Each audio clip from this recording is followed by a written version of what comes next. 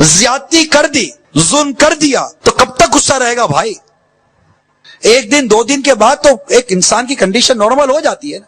وہ آپ کو کہہ دے کہ آج آپ کا رنگ کالا نظر آ رہا ہے تو آپ کو خراب لگ جائے گا، اور آپ بولو گے چلے کالی کالی کلوٹی، تو وہ اندر سے کتنی خوش ہو رہی ہے، آج میرے شوہر نے میرے کو کتنا پیارا تمغہ دے دیا۔ شوہر کو کیسا ہونا چاہیے؟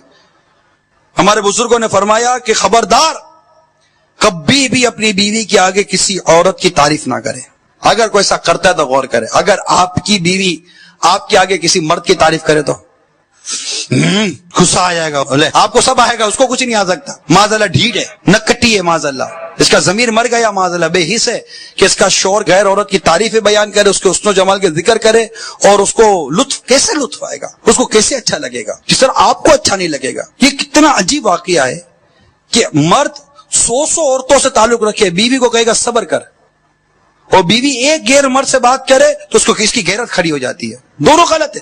اگر وہ غیر محرم اجنبیہ عورت سے غیر شرعی رابطہ رکھتا ہے تو وہ بھی غلط کر رہا ہے۔ عورت اگر کرتی ہے غیر مرد سے، اس کے شوہر کی اجازت کے بغیر غیر محرم سے، اور شریعت کے خلاف کوئی بات کرتی ہے، رابطہ رکھتی ہے، وہ بھی غلط کرتی ہے۔ لیکن یہاں تو احساسات کی بات کر رہا ہے، دونوں گھر کے افراد، ان دونوں نے مل کر گھر چلانا ہے۔ اور اللہ نہ کرے اگر عورت کے دل میں شک پڑ گیا کہ یہ کسی کے ساتھ اس کی ترکیب ہے، اب وہ موبائل کا فون نمبر بھی چیک کرے گی، ایس ایم ایس بھی چیک کرے گی، چپ چپ کر بات کرو گے تو وہ لگے گا کہ وہ کسی سے بات کر رہا ہے، پورے گھر کا نظام دھرم برم ہو کے رہ جائے گا۔ آخر ایسی نوبت آپ کیوں لانے دیتے ہو؟ اس میں معذرت کہتا ہے اسلامی بہنوں، تم بھی کسی سے پیچھے نہیں ہو، آپ بھی دعوت میں لے کر جاتی ہو اور 4 آپ کی سہیلیاں ہوں گی، ہیلو ایکسکیوز می جی ان سے ملیے، یہ میرے ہسبینڈ ہے، اور اس کو بولو گی یہ میری سہیلی ہے، دونوں ہاتھوں سے کلاڑا مار رہی ہو اپنے پاؤں پر، اس کو ہسبینڈ کہہ کے ملا دیا، اس کو سہیلی کر کے ملا دیا، دونوں کا نمبر بھی دلا دیا۔ اب سو رو رہی ہے یہ کیا ہو گیا، تم کو ملانے کی ضرورت کیا تھی؟ شوہر بھی یہی حرکت کرتا ہے، بے پردہ اپنی بیوی کو غیر مرد سے ملا رہا ہے سجا دھجا کر، ان سے ملیے یہ میری وائف ہے، گناہ عظیم کر رہا ہے۔ اور اس دیوس کے سامنے اس کا دوست کی بیوی کو کہہ رہا ہے ہیلو ہیلو آپ سے مل کر بہت خوشی ہوئی۔ ارے شرم نہیں آئی؟ تمہاری بیوی سے مل کر غیر مرد خوش ہو رہا ہے، وہ تمہاری بیوی بھی کہہ رہی ہے تھینک یو تھینک یو، اور وہ اس کے زیور کی، اس کے کپڑوں کی تعریفیں کر رہا ہے، آپ کے سامنے کہہ رہا ہے کہ آپ نے بیوی کو بڑے اچھے کپڑے دلا دیے، کیا میچنگ دلا دیے۔ آپ کو کوئی اندر ہلچل نہیں آ رہی یار، گھبراہٹ نہیں ہوتی، بے چینی نہیں ہوتی؟ ایسی کیا غیرت چلی گئی، کہاں گئی ہے؟ کو سو ہو گئی ہے، مارو، جگاؤ اس کو، لاتے مارو، کھاؤ اس غیرت کو، مر گئی ہے یہ غیرت۔ تمہاری بیٹی، تمہاری بیوی، تمہاری بہن کے آگے ایک غیر مرد آ کر اپنی باتیں کر کے چلا جائے اور تم اسے بے پردہ سوار کر دج کر غیر شرعی طور پر لاؤ اور تعریفیں کرو، تعریفیں سنو، خود بھی سامنے ان کو سامنے لاؤ، یہ کیسا کلچر ہے؟ پھر بولتے جناب ترقی کر گیا ماشاء، یہ ترقی کر گیا، تو ایسی ترقی کے اوپر یہ بے حیائی ہے، یہ بے غیرتی ہے، ترقی نہیں ہے۔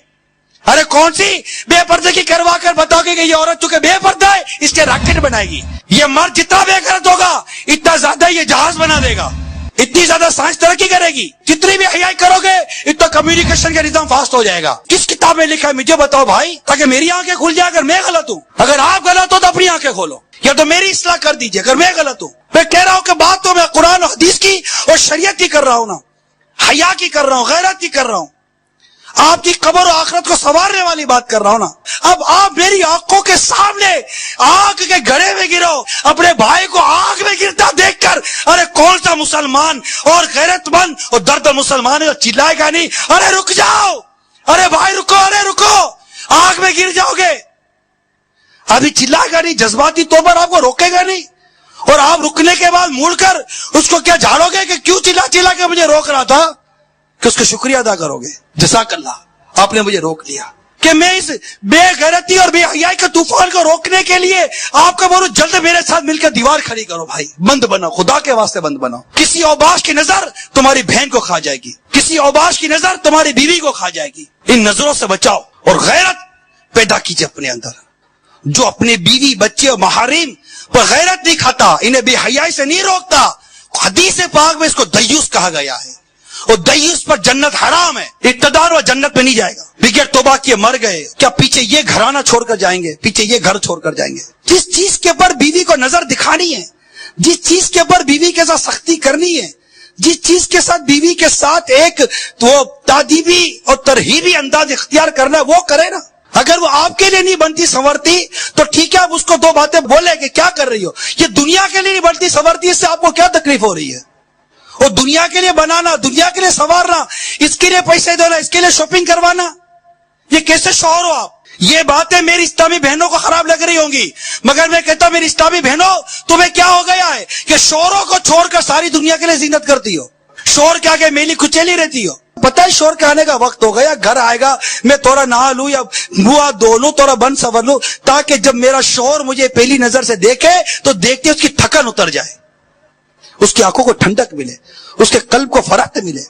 یہی چیز، یہی مدری پھول شوہر کے لیے بھی کتابوں میں لکھا ہے۔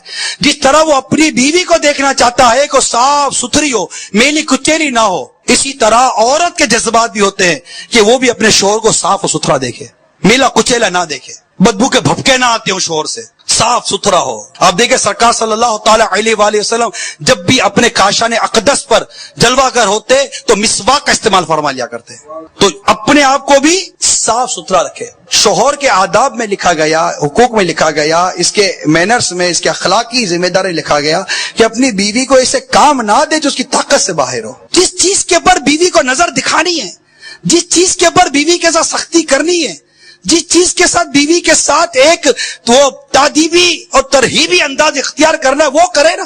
ٹھیک ہے، ایک نارمل گھر کا کھانا پکا لیتے، اب آپ اس سے فرمائش کرو مجھے فلاں فارن ڈش چاہیے، اب نہیں آتی بیچاری کو پکانے کے لیے بیٹھے گی، پتہ چلا کہ مرچی کی جگہ پر نمک زیادہ کر دیا، بولے گا پکانا نہیں آتا تم کو۔ ارے بھائی تو وہ کہاں لکھوا کر لائی تھی کہ میں تم کو دنیا بھر کی ڈشیں کھلاؤں گی؟ نارمل کھانا پکا لیتی، کھا لو نا بھائی۔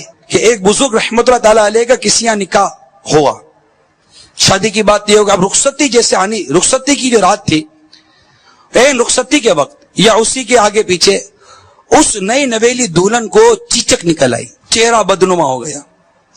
اب گھر والوں کو پریشان کہ اب یہ نیک متقی لڑکا یہ اب کہاں ملے گا، اب یہ ایسی لڑکی سے بیچارہ کیسے یہ رخصتی ہو، یہ کیسے سے وہ گوارا کرے گا۔ اب یہ فکر تھی کہ پتہ چلا کہ جناب وہ جو دولہے بن رہے تھے، پتہ چلا کہ وہ تو نابینا ہو گئے۔ اب گھر والوں کو سکون ہوا کہ چلو یہ دیکھ نہیں سکتے، اور ابھی بیٹی دیکھنے جیسی رہی نہیں ہے۔ نکاح ہوا، رخصتی ہوئی، شادی ہو گئی، 20 سال گھر چلا۔ کتنے؟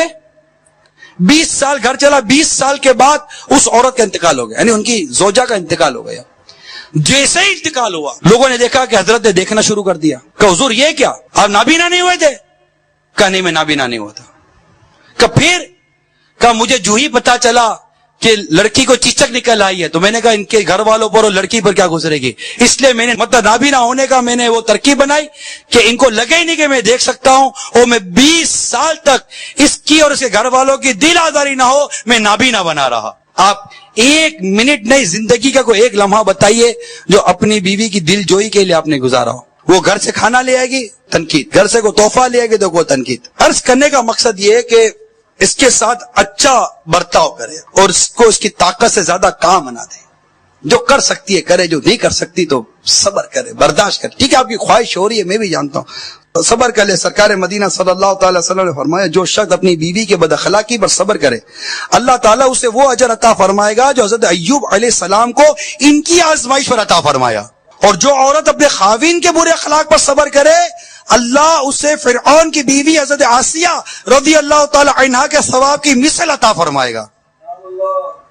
الغرض آپس سے محبت پیدا کرے، اللہ بس ہمیں کوئی اچھا ذہن عطا فرما دے۔